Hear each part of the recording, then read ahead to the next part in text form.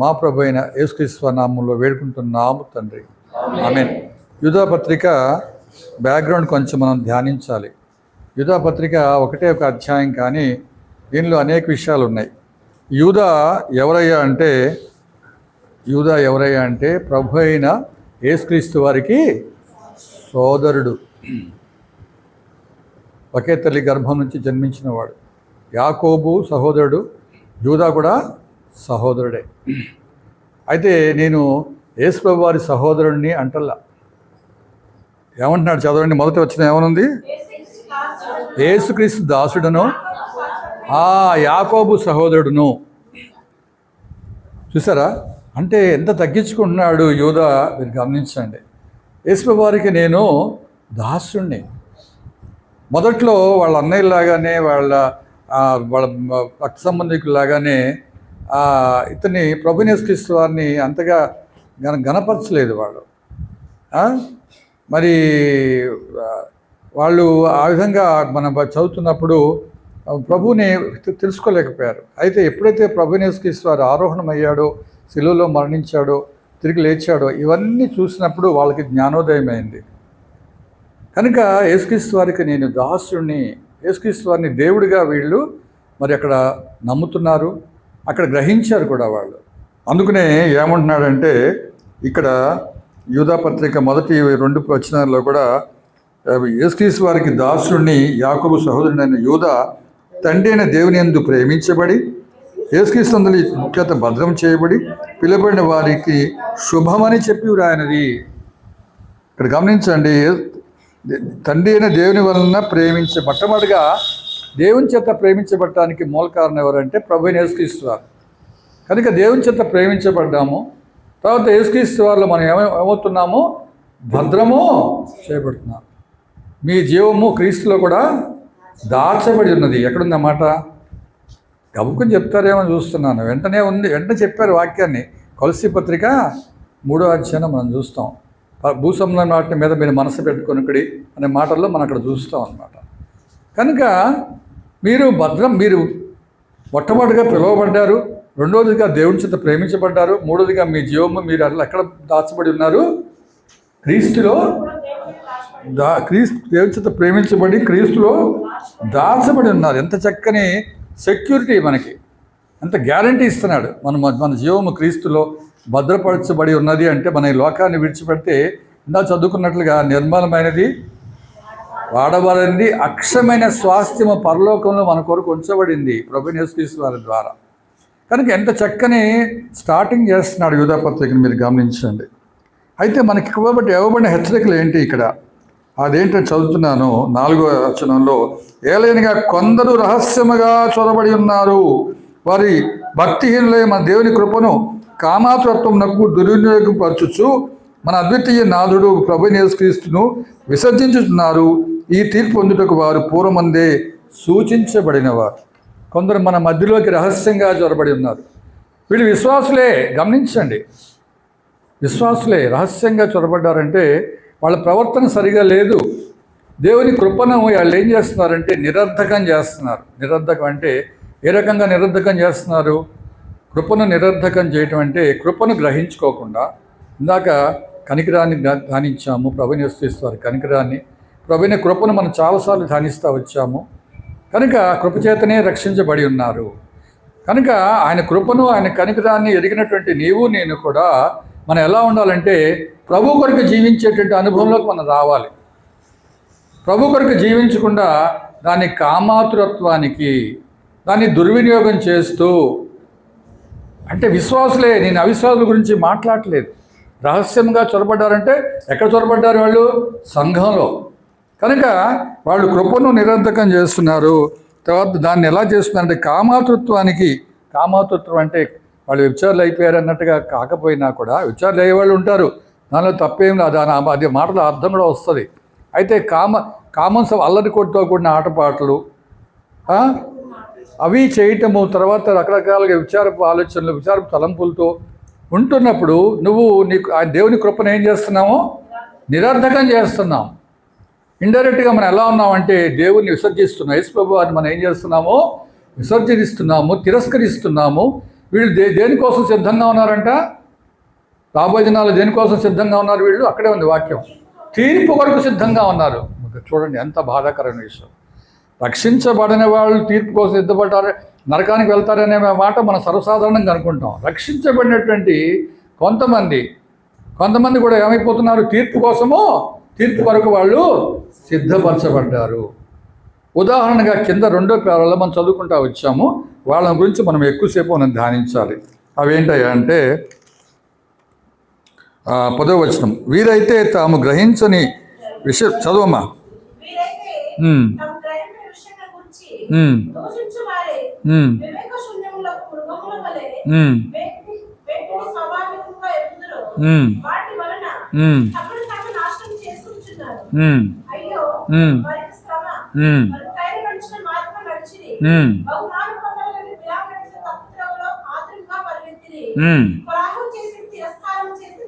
చాలండి.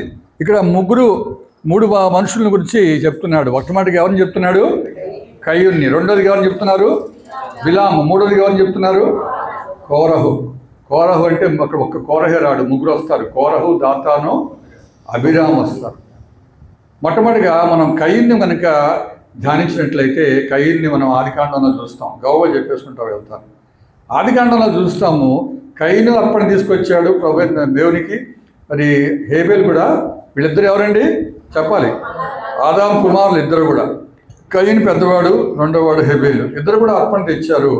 మరి పంటలో ఫలసాయాన్ని తీసుకొచ్చాడు. మరి హేబేల్ ఏమో కొవ్విన దూడ యొక్క మాంసాన్ని కూడా ఆయన పట్టుకొచ్చిన వాడుగా ఉన్నాడు.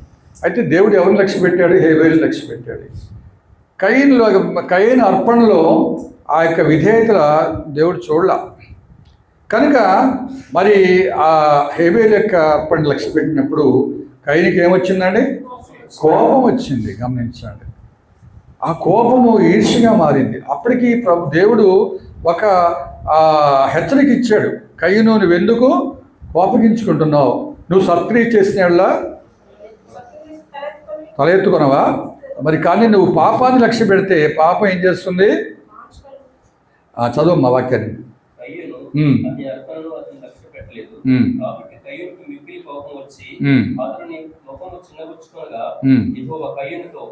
నీకు కోపమేలా ముఖము చిన్నపుచ్చుకొని ఉన్నావేమి? నీవు సత్య చేసినలా తల ఎత్తుకొనవా? సత్య చేయనిలా వాకిట పాపము పొంచియుండును. సత్క్రియ చేయనిలా వాకిట పాపము పొంచియుండును. చాలు అది నీలో దాన్ని వాంఛ కలుగును అంటాడు. కనుక ఇక్కడ గమనించాల్సింది ఏంటంటే ముందు కోపం వచ్చింది. కోపం వచ్చిన తర్వాత ఆ కోపము ఈర్ష్యగా మారుతుంది. ఆ ఈర్ష్య ఎక్కడ దారితీస్తుందంటే హత్యకి దారితీస్తుంది. కనుక నువ్వు కోపగించుకున్నావని అక్కడ ప్రభు హెచ్చరిక ఇచ్చాడు. దేవుడు హెచ్చరిక ఇచ్చాడు. అది పాపానికి దారితీస్తుంది కూడా అని చెప్తున్నాడు. కానీ చెప్పినా కూడా అది దేవుడికి లోబడకుండా అతను ఏమయ్యాడంటే ఆ యొక్క తమ్ముడిని చంపివేస్తాడు. మొట్టమొదటి హత్య మనం ఆదికాండంలో మనం చూస్తాం. కనుక మరి ముందు కోపం వచ్చింది. కోపం ఈర్ష్యగా మారింది. ఈర్ష్య హత్యగా మారింది. కనుక వాళ్ళు చివరికి కోరహుకి దేవుడి మరి శాపగ్రస్తుడిగా అయిపోయాడు. శాపగ్రస్తుడిగా అయ్యాడు కాబట్టి అక్కడ దేవుని చేత తిరస్కరించబడ్డారు అనే విషయాన్ని మనం చూస్తున్నాం. కయ్యూను అర్పణ తెచ్చాడంటే కయ్యూను విశ్వాస అవిశ్వాస చెప్పాలి. ఇద్దరు అవిశ్వాస. అర్పణ ఎవరు తెచ్చాడు? దేవుడు తెచ్చాడు. అంటే విశ్వాసే కదా. విశ్వాసే. మన విశ్వాసాల గురించే ఇవాళ ధ్యానిస్తున్నాం. రహస్యముగా సంఘంలో జొరబడ్డారు. ఆనాడు కయ్యూను గురించి మనము, ఆనాడు బిలాం గురించి, ఆనాడు కోరహ గురించి మనం ధ్యానిస్తున్నాం. కానీ వాళ్ళు ఒక మరి చెడ్డ మాదిరిగా ఉన్నారు. ఆ చెడ్డ మాదిరిగా ఉన్న విషయాన్ని మనము అలా ఉండకూడదు అని మనం ఇవాళ ధ్యానిస్తున్నాం. అలాగే బిలాం దేనికోసం పరిగెత్తాడంట? బహుమానము. ఆ బహుమానము ఎవరు ఇవ్వాలని ఎవరి చుంటి పొందుకోవాలని చూస్తున్నాడు? బాలాకు నుండి. బాలాకు ఎవరు? మోయాబీల రాజు. మోయాబీల మీదకి ఎవరు యుద్ధానికి వచ్చారు? ఇజ్రాయేలీలు. ఇతను కూడా ఒక ఇజ్రాయేలీయుడే, దేవుడిని నమ్ముకున్నవాడే బిలాం కూడా. అయితే ఇతనికి ఉన్నటువంటి ఇంకొక గొప్ప లక్షణం అనడానికి అతనికి ఉన్నటువంటి ఒక లక్షణం ఏంటంటే అతను సోది చెప్పేవాడు, తర్వాత రాబోయే విషయాల్ని చెప్పేవాడు. కనుక మరి శత్రువు అయినటువంటి రాజు మొయాబీయులు ఇజ్రాయేలీలు ఎవరి మీదకైతే దండెత్తి వెళ్ళారో వాళ్ళు వచ్చి, మరి నువ్వు ఎవరిని శపించాలన్నారు? ఇజ్రాయేలీయుల్ని శపించమని చెప్పి, ఎందుకంటే ఇతను శపిస్తే వాళ్ళు శపించబడతారు, ఇతను దీవిస్తే వాళ్ళు దీవించబడతారని ఆ యొక్క బాలాకుకి నమ్మకం. కనుక అతను మరి ఆ బహుమానాన్ని ఇచ్చి పంపించి ఏం కోరుతున్నాడు అతను? మరి ఆ యొక్క ఇజ్రాయేలీని శపించమంటున్నప్పుడు దేవుడు మొట్టమొదటిగా ఏమంటాడు? వెళ్ళమంటాడా వెళ్ళొద్దంటాడా? వెళ్ళొద్దంటాడు. దయచేసి శ్రద్ధగా వినండి. మనకు కొంతమంది తిరిగిపోయినా వినండి, అంతకుముందు చదివిన విషయం కాకపోయినా కూడా వినండి. నేను ఒక కథ రూపకంగా చెప్తున్నాను, తర్వాత వాక్యాల్లోకి వెళ్ళిపోదాం. అయితే మొట్టమొదటి దేవుడు వెళ్ళొద్దన్నాడు, కానీ మళ్ళా రమ్మని చెప్పి ఆహ్వానిస్తుంటే వెళ్ళాలనేటువంటి కోరిక కలుగుద్ది. నాకు బంగారం ఇచ్చినా వెండి ఇచ్చినా రానన్న మనిషి మళ్ళా నువ్వు మొట్టమొదటి దేవుడిని వెళ్ళొద్దంటే వెళ్ళొద్దన్నప్పుడు వెళ్ళకుండా ఆగిపోవాల్సిన వాడు ఏమయ్యాడు? వెళ్ళటానికి సిద్ధమవుతాడు. కనుక దేవుడిని మనము అడిగింది, దేవుడు మన వద్దన్నప్పుడు ఆగిపోవాలి. అయితే కోరిక ఉంది లోపల మనసులో, వెళ్ళాలని, ఆ బంగారం కోసం వెళ్ళాలని ఉంది. కానీ రెండోసారి కూడా దేవుడు ఏమంటాడంటే, ఈసారి ఇక ఇతను కావాలని వెళ్తున్నప్పుడు నువ్వు వెళ్ళు, కానీ నువ్వు మాత్రము వాళ్ళని శపించొద్దు అంటాడు. వెళ్తున్నప్పుడు మరి ఏమైంది చెప్తారా? అక్కడ దారిలో దేని మీద వెళ్తున్నాడు ఆయన? గాడిద మీద వెళ్తున్నాడు. గాడిద మీద వెళ్తున్నప్పుడు ఆ వాక్యాలను చదువుకుందాం కొంచెము. సంఖ్యాకాండము 22వ అధ్యాయం.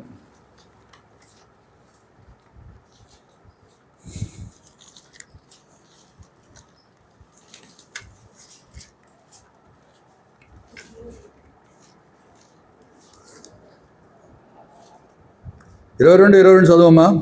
అతడు వెలుచుండగా దేవుని కోపం రగులుకొనెను. యెహోవా దూత అతనికి విరోధి అయి లోబడి నిలిచెను. అతడు తన గాడిద ఎక్కి పోవుచుండగా అతని పనివారు ఇద్దరు అతనితో కూడా నుండిరి. యెహోవా దూత ఖడ్గం దూసి తన చేత పట్టుకొని లోబడి నిల్చుండుట ఆ గాడిద చూచెను గనుక అది త్రోవను విడిచి పొలంలోనికి పోయాను. బీలాము గాడిదను దాని ధరికి మగ్గువలని దాన్ని కొట్టగా. చాలు. ఇక్కడ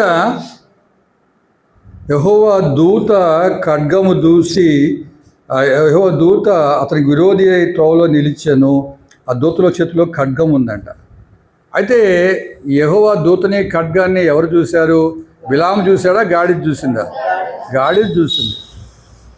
ఆశ్చర్యంగా చూడండి, ఆ యొక్క మరి బంగారం కోసం అది మనసులో ఉన్నటువంటి ఈ యొక్క బిలాముకి మనోనేత్రాలు, కళ్ళు ఏమైపోయినాయి? గుడ్డి అయిపోయినాయి.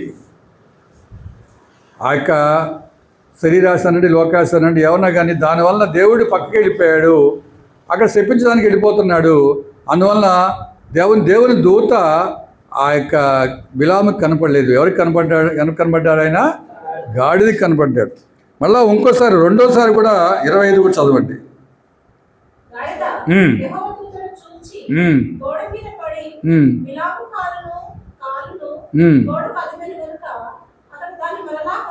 రెండోసారి కూడా యెహోవా దూతని ఎవరు చూశారు? గాడిదే చూస్తుంది.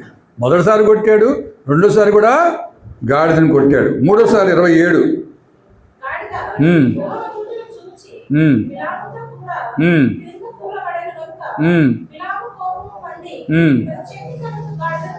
ఈసారి కూడా ఇంకా మామూలుగా కాదు, కింద యెహోవా దూతను చూసింది, ఇక కింద పడిపోయింది.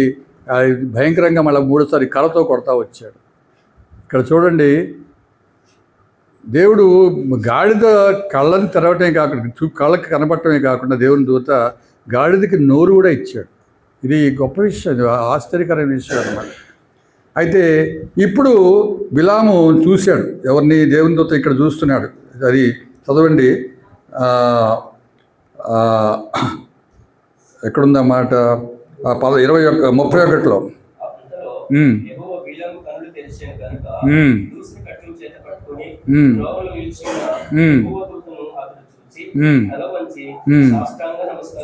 ఇప్పుడు మరి దేవుని దూత ఆయన కన్నులు తెరిచాడు. ఎంత మంచి మాట చూడండి. మన కన్నులు తెరవకపోతే మనం కూడా అంతేనండి. దేవుని కటాక్షం మన మీద ఉన్నప్పుడు దేవునికి లోబడుతున్న కొద్దీ మన కన్నులు తెరవబడి మనము దేవునికి సమీపంగా వస్తాం. కానీ లేదంటే లోక విషయాల్లో మనం ఉన్నప్పుడు మన కళ్ళు మూసుకుపోతాయి, మన గుడ్డితనం వచ్చేస్తుంది. ఇక్కడ దేవుడు ఇక్కడ బిలాముకి చూపించినప్పుడు కన్నునేత కళ్ళు తెరిచినప్పుడు వెంటనే సాష్టాంగ నమస్కారం చేస్తూ వచ్చాడు. ముందు గాడిద మాట్లాడింది, నేను ఇంతగా సేవ చేస్తున్నానే, నన్ను ఎందుకు కొట్టావు నీవు అని అన్నా కూడా గ్రహించుకోలేకపోయాడు. అయితే దేవుని దూతే స్వయంగా కనబడినప్పుడు అతను గ్రహిస్తూ వచ్చాడు. అయితే మనం ఇక్కడ ఈ విషయాలను మనం ఎందుకు ధ్యానిస్తున్నాము అంటే, అతను మరి వెళ్ళొద్దన్న కూడా వెళ్ళటానికి సిద్ధమైపోయాడు. అందువలన ఆయన కళ్ళకి గుడ్డితనం వచ్చేసింది. గాడి చేత హెచ్చరించబడతా వచ్చాడు. అయినా కూడా అతను గ్రహించుకోలేకపోయాడు. కానీ ఎప్పుడైతే దేవుని దూత అతని కన్నులు తెరిచాడో అప్పుడు ఆయన గ్రహిస్తూ వచ్చాడు, సాష్టాంగ నమస్కారం చేస్తూ వచ్చాడు. అప్పుడు వాళ్ళని మరి చెప్పించకుండా వాళ్ళని ఏం చేస్తాడు చెప్పండి? దీవిస్తాడు. కానీ ఆయన తప్పు మార్గంలోనే ఉండిపోయాడు. ఎందుకంటే మరి ఆయన ఇజ్రాయేలీల్ని వాళ్ళని నష్టం కలగజేయటానికి వాళ్ళతో వ్యభిచారం చేయించండి అని చెప్పేసి ఇంకో చోట ఉంటుంది అన్నమాట. అది వాళ్ళు గెలిచినా కూడాను మోయాబీలు వాళ్ళని తప్పుదోల బట్టి తిప్పివేస్తారు ఎవరిని? ఇజ్రాయేలీని. అందువల్ల బిలాముకి ఆఖరి గతి ఏమవుతుందంటే చదవండి, యెహోషువ గ్రంథం 13వ అధ్యాయం 22వ వచనం.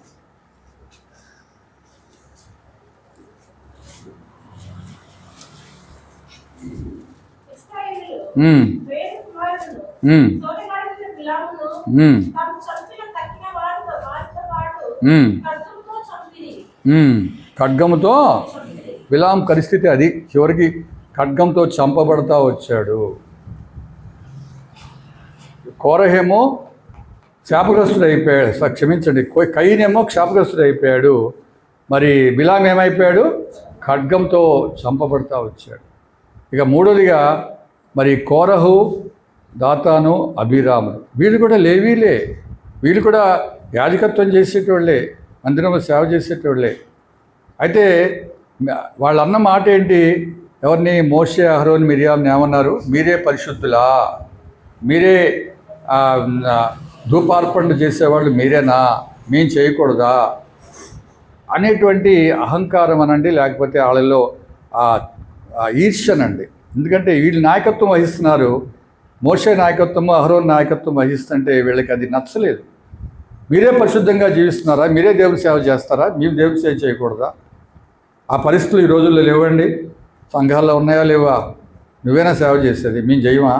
నువ్వేనా వాక్యం చెప్పేది, మేము చెప్పమా? నీకైనా వాక్యం వచ్చు, మాకు రాదా? నువ్వేనా నాయకుడిగా ఉండాల్సింది, మేము నాయకులం కాదా?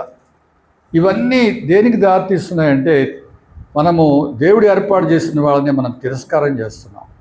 దేవునికి వ్యతిరేకంగా జీవించడం వలన మనము ఏమైపోతున్నామంటే తీర్పుకి గురి అయిపోతున్నాం. మనము దేవుని మందిరంలో ఉండటమే గొప్ప భాగ్యంగా ఎంచుకోవాలి. కానీ ఒకటి గుర్తుపెట్టుకోండి, ఎప్పుడైనా సరే వాక్యం చెప్పేవాడికి పెద్ద గొప్పవాడేం కాదు. బాత్రూమ్ కడిగేవాడు, లెట్రిన్ కడిగేవాడు, చేపలు వేసేవాడు, వంట వండేవాడు, వీళ్ళెవరు మనకు కనపడరు. ఈ వాక్యం చెప్పేటోడే కనపడతాడు. కనుక అందరూ సమానమే, అందరూ పరిశుద్ధులే. అలా అని చెప్పేసి ఎవరికి అప్పచెప్పిన పడిని వాళ్ళు చేయాల్సిందే.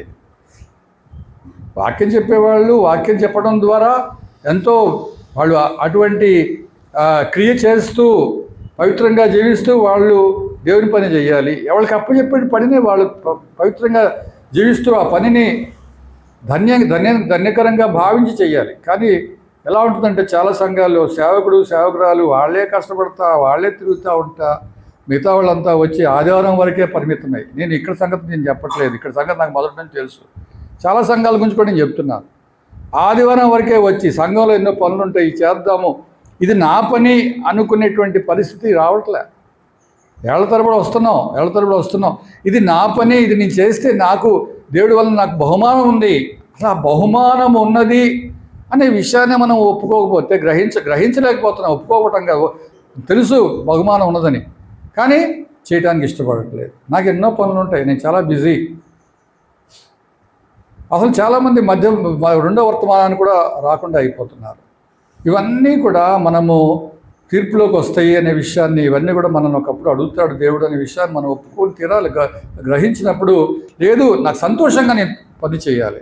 దేవుని మందిరంలో బాత్రూమ్స్ కడగాల, షాపులు వేయాలా, లేకపోతే బజార్కి వెళ్ళి తేవాలా, లేకపోతే వంట చేయాలా, ఇది నాకు ఒక ధన్యత దేవుని మందిరంలో పని అని కనుక మనం గ్రహించకపోతే అది ఏమైపోతుందంటే నీకున్నటువంటి దేవుడిచ్చేటువంటి బహుమానాన్ని నువ్వు పోగొట్టుకుంటున్నావు. కనుక మనం అలా ఉండకూడదు. ఇక్కడ మరి వీళ్ళ పరిస్థితి ఏమైందంటే నువ్వేనా నాయకుడివి, నువ్వేనా పరిశుద్ధుడివి, మేము పరిశుద్ధులు కాదా అని చెప్పేసి వాళ్ళు అలాగా ధూపార్తులను తీసుకొచ్చినప్పుడు వాళ్ళ పరిస్థితి ఏమైపోయిందండి. 16వ అధ్యాయం 32 వచ్చి చదవండి, సంఖ్యాకాండమే.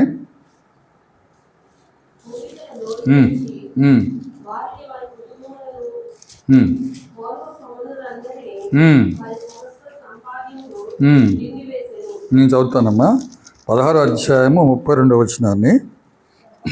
ఇది కూడా వాళ్ళు మరి ఎంతో తీవ్రమైనటువంటి నష్టాన్ని కోల్పోతూ వచ్చారు. అతని మాటలన్నీ ఎక్కడి నుంచి అంటే 30 చదువుతారు.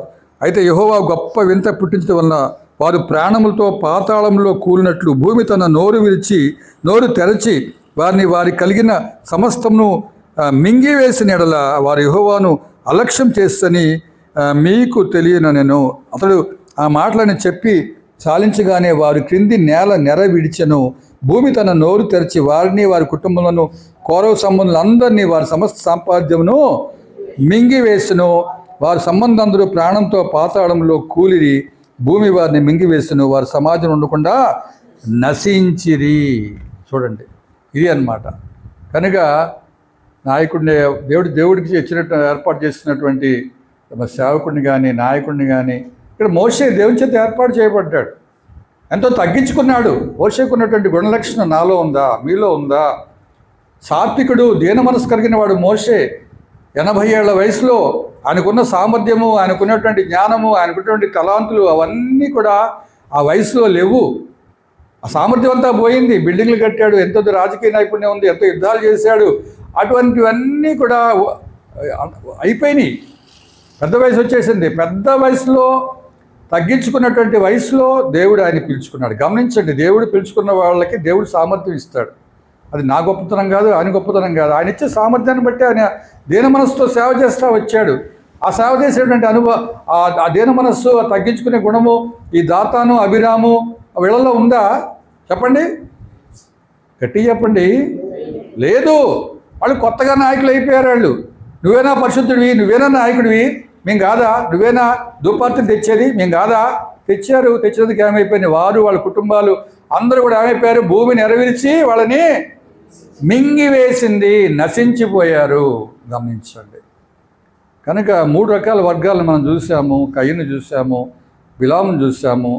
కయీను శాపగ్రస్తుడు అయిపోయాడు, బిలామేమో ఖడ్గంతో దూయబడ్డాడు. అలాగే వీళ్ళనేమో భూమి మింగివేసింది అని చూస్తున్నాం, కోరహ, దాతాను, అబీరాముని. కనుక ఇక్కడ గమనించినట్లయితే మనలో రహస్యముగా కొందరు చొరబడి ఉన్నారు. వీళ్ళు ఎలా ఉన్నారంటే వీళ్ళ గుణలక్షణాలు వాళ్ళ ముగ్గురేగా, వాళ్ళ 3 వర్గాలే కాదు, ఇప్పుడు మనలో కూడా కొంతమంది అటువంటి వాళ్ళు ఉన్నారు అని మనకి హెచ్చరికగా యూదా పత్రికలో రాయబడతా వచ్చింది. ఆ వాక్యం చదువుకుందాం. 10, 11 గట్టి చదువుతారు ఎవరన్నా, లేకపోతే నేనే చదువునా?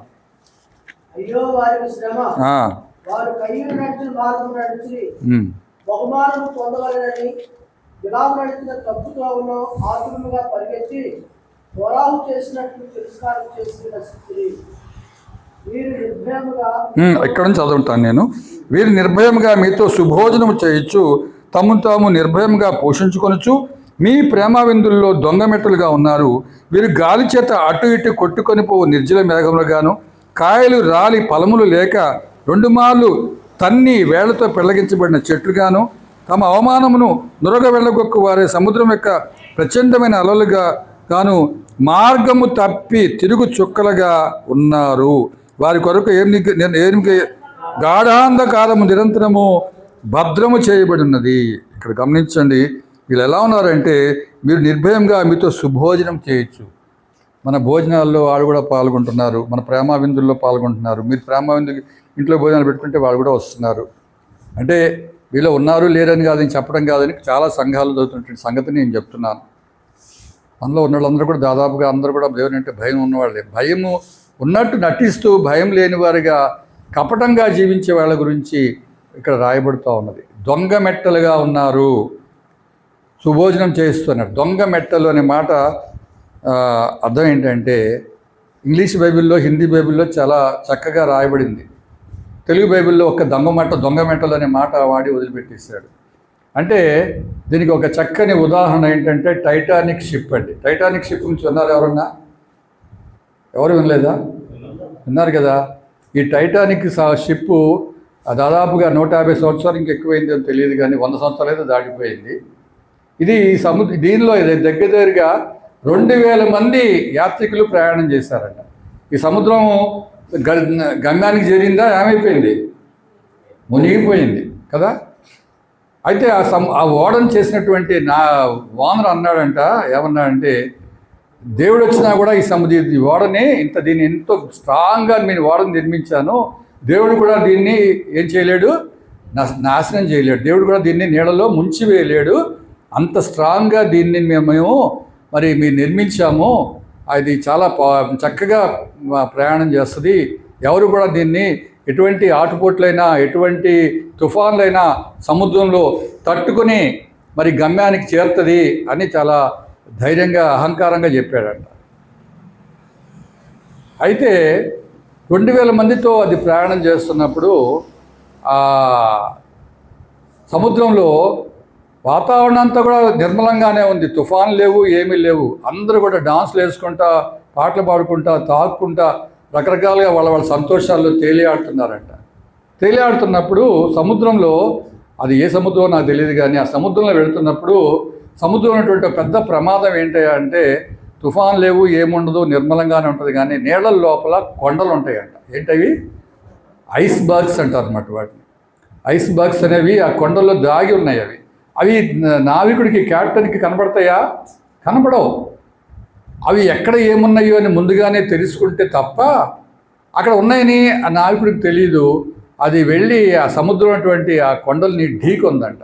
దాన్నే కనబడకుండా ఉన్నదాన్నే దొంగ మెట్టలు. రాయలసీమలో మెట్ట అనే పదాన్ని బాగా వాడతారు. మెట్ట అంటే మనం ఒక అర్థం ఏంటంటే మెట్ట, ఇంకో అర్థం ఏంటి, అంత నీళ్ళు లేకుండా పండే పంటల్ని మెట్ట భూములు అంటారు. ఇంకోటి మాగాణి అంటాం కదా. ఇక్కడ మెట్ట అంటే ఇంకొక అర్థం ఏంటంటే ఎత్తు స్థలంలో ఉన్నదాన్ని మెట్ట అంటారు. నేను సేవ చేస్తున్న ఊరి పేరు కూడా నర్సాపురం మెట్ట అంటారు. అక్కడ వాడే పదాలు ఇక్కడ మనం వాడం, తెలంగాణలో వాడం. మెట్ట అంటే ఎత్తుగా ఉన్నది, కొంచెం కొండ ప్రాంతము. కొండ అయితే లేదు కానీ వెనకడికి కొండలు ఉండేయేమో, అందుకనే నర్సాపురం మెట్ట అంటారు. ఇప్పుడు పోస్టల్ అడ్రస్ కూడా నర్సాపురం మెట్టే. అయితే ఇక్కడ బైబిల్లో వాడబడిన పదం ఏంటి? దొంగ మెట్టలు.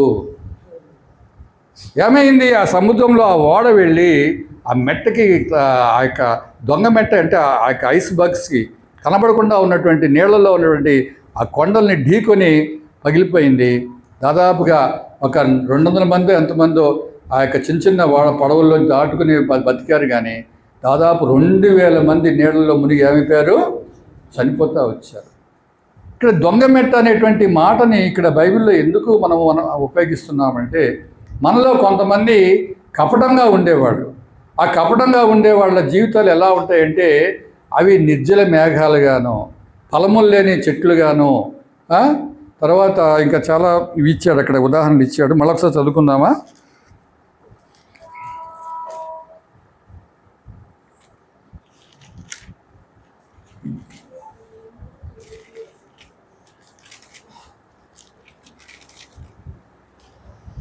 ఎందుకంటే మందిరానికి వస్తున్నాం, వెళ్తున్నాం, విశ్వాసంతో ఉన్నట్టుగా నటిస్తున్నాం, కపటంగా ఉంటున్నాము.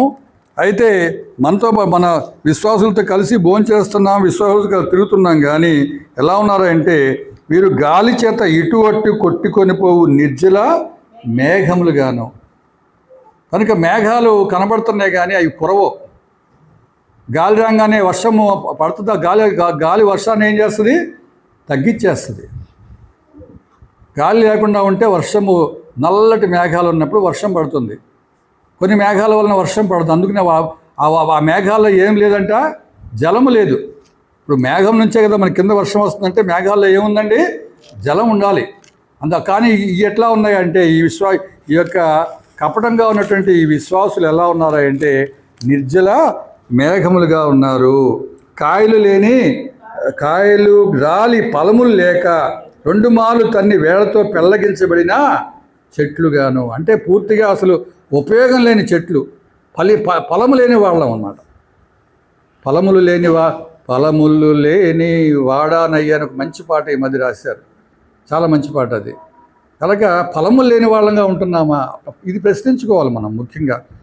నిజమే, మనం కపటం లేకపోవచ్చు, కానీ నిర్జల మేఘంగా ఉంటున్నామా, ఫలములు లేని వాళ్ళగా ఉన్నారా? ఎందుకంటే మన జీవితాలు ప్రభు కొరకు ఫలించే వరంగా, ప్రభుకి మహిమ తెచ్చి తేవాలంటే మనలో ఫలం ఉండాలి. ఫలం ఉంటే ప్రభు కోసం ప్రయాసపడినేవాడు. ఎందుకంటే ప్రభువు మహిమార్థమే మనం జీవిస్తున్నాం, అది గుర్తుపెట్టుకోండి. ఇన్నేళ్ళు మన విశ్వాసులుగా ఉంటున్నామంటే ఆదివారం వచ్చి ఆరాధనకి వెళ్ళిపోయి మళ్ళీ ఆదివారం కనపడటం, మామూలు రోజులు వచ్చేవాళ్ళు 5 మందో 6 మందో వాళ్ళే మళ్ళా కనపడతా ఉంటారు. ఈ 30 మంది ఎప్పుడు కనపడతారు? మిగతా 20 మంది ఎప్పుడు కనపడతారు?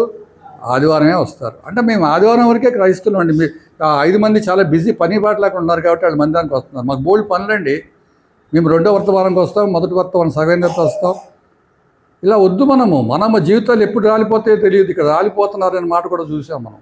ఎప్పుడు రాలిపోతాయో తెలియదు. మనం వీరు ఎవరినో అయి ఉండొచ్చు, పెద్దవాళ్ళ విషయాలు ఉండొచ్చు, కానీ ప్రభు మందిరాన్ని విడిచిపెట్టద్దు. ప్రభు మందిరంలో నువ్వు చేసే ప్రతి పనికి కూడా లెక్క ఉన్నది. మీరంతా వచ్చి ప్రభు మందిరం చేస్తుంటే ఎంత చక్కగా ఉంటుంది. దేవుని వారి కార్యక్రమాలు పాల్గొంటే ఎంత చక్కగా మీకు వాక్యం అర్థమవుతుంది. దేవుని కొరకు జీవించాలనేటువంటి కోరిక అది దినదినం పెరుగుతూ ఉంటుంది. కనుక మనం గమనించిన తమ అవమానమును నురుగును వెళ్ళగొక్కు వారై సముద్రం యొక్క ప్రచండమైన అలలుగాను మార్గము తప్పి తిరుగు చుక్కలుగాను ఉన్నారు. వారి కొరకు గాఢాంధకారము నిరంతరము భద్రము చేయబడినది. కనుక ఏమిటంటే చివరికి ఫలితం లేనిటువంటి జీవితాలు అయిపోతున్నాయి. మందిరానికి వస్తున్నాము కానీ కపటంతో ఉంటున్నామా, దొంగ మెట్లుగా ఉంటున్నామా, ఫలములు కాయలు లేని చెట్లుగా ఉంటున్నామా, నిర్జల మేఘాలుగా ఉంటున్నామా? ఇది మనం ఆలోచించినప్పుడు తప్పకుండా నాలో కొన్ని లోపాలు ఉన్నాయి. ఆ వాక్యానుసారంగా నేను సరిగా లేను, నేను మందిరానికి రావటం లేదే, నేను ప్రభుని ఘనపరచట్లేదే. నువ్వు సేవకుడిని కనపరచడం కాదు, సేవకుడిని సంతోషింపజేయటం కాదు, నువ్వు ప్రభుని కనపరచాలి, నువ్వు ప్రభుని ఆనందింప చేయాలి. నువ్వు ప్రభు మందిరానికి రావటం ద్వారా నీ దీన మనస్సు నీ దేవుని సేవలో కనపడటం ద్వారా దేవుడు నీకు ఇచ్చేటువంటి రహస్య ఫలాలు నువ్వు అనుభవించాలి, రహస్యమైన మేళ్లను అనుభవించాలి. ఇన్నా చదువుకున్న ఒక మాట వాడిని అర్థం చెప్పుకోలేదు. కనికరము పొందువారు కనికరించబడతారని, అంతే కదా చదువుకుంది. చదువు ఒకసారి చదువు. కనికరం గల వారు ధన్యులు, వారు కనికరము పొందుదురు. కనుక మనము ప్రభు నుంచి నువ్వు కనికరాన్ని పొందుకున్నావు, మళ్ళా మరి ఆ కనికరాన్ని నువ్వు చూపిస్తున్నప్పుడు, దయ చూపిస్తున్నప్పుడు మళ్ళీ నువ్వు అదే కనికరాన్ని నువ్వు పొందుకుంటావు. దేవుడు ఎంత గొప్పవాడంటే నువ్వు చేసినటువంటి చిన్న పనికి దానికి 4 వంతులు తిరిగిస్తాడు. అది నా అనుభవంలో నేను చూస్తూ వచ్చాను. నేను చేసినటువంటి చిన్న కార్యాలు దేవుడి కోసం అడిగి 1 కాదు 2 కాదు 3 కాదు 4 వంతులుగా నాకు తిరిగిచ్చిన వాడుగా ఉన్నాడు. ఎందుకంటే ఆయన ఎవరికి కూడా అప్పు ఉండేటువంటి వాడు కాదండి. నువ్వు దేవుని కోసం ఇంత చిన్న పని చేస్తే తిరిగి ఆయన ఇచ్చేవాడుగా ఉంటాడు ఆయన.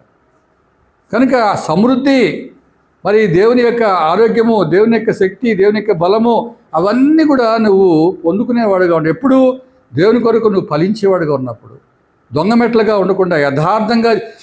దొంగమెట్టగా అర్థము, కపటానికి వ్యతిరేకమైన పదం ఏంటంటే యథార్థము, నీతిగా నడుచుకునుట.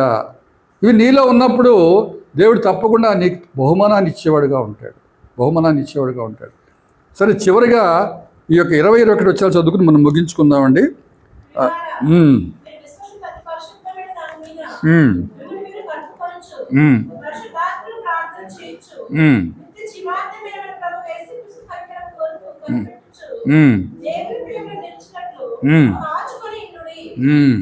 ఇక్కడ 4 విషయాలు చాలా చక్కగా ఉన్నాయి. ప్రియులారా, మీరు విశ్వసించు అతి పరిశుద్ధమైన దాని మీద మిమ్మల్ని మీరు కట్టుకొనచ్చు. ఇది ఒకటండి. 2 పరిశుద్ధాత్మలో ప్రార్థన చేయొచ్చు. 3 దేవుని ప్రేమలో నిలిచి కాచుకుని ఉండు. ఇది 3. 4 నిత్య జీవార్థమైన మన ప్రభువు యేసుక్రీస్తు కనికరం కొరకు కనిపెట్టచ్చు. 4 అంశాలు, 4 మాటలు దీనిలో ఉన్నాయి. మీరు విశ్వసించు అతి పరిశుద్ధమైన దాని మీద మీరు కట్టుకొనచ్చు. అతి పరిశుద్ధమైన విశ్వసించు. అతి పరిశుద్ధం అంటే ఇక్కడ మీకు కొంచెం కష్టమైన దీనికి అర్థం తెలియట్లేదు కదా. ఎవరన్నా అర్థం చెప్తారా? ఆ మాటకి అర్థం ఏంటి? హిందీ బైబిల్, ఇంగ్లీష్ బైబిల్ చాలా స్పష్టంగా ఉంది. ఇంగ్లీష్ బైబిల్ ఏముంది? ఇంగ్లీష్ బైబిల్ ఎవరి దగ్గర ఉందండి? ఎవరి దగ్గర లేదు.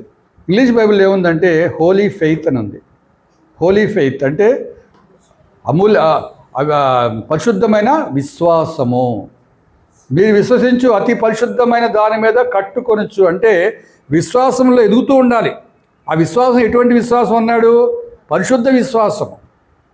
కనుక ఆ విశ్వాసము అమూల్యమైనది అన్నాడు పేతురు రాసిన పత్రికలో. కనుక ఆ విశ్వాసంలో కొనసాగుతూ ఉండాలి. అది కొనసాగడానికి మనకు సాధనం ఏంటంటే పరిశుద్ధాత్మను మనం ఏం చేయాలంటే ప్రార్థనా జీవితం. ఎందుకు పరిశుద్ధాత్మలో ప్రార్థన చేయమంటున్నాడు? అక్కడ ఇంకొక ఉన్నటువంటి అర్థం ఏంటంటే నువ్వు ప్రార్థన చేస్తుంటేనే నీ జీవితంలో నీ తప్పులు నీకు తెలుస్తూ ఉంటాయి.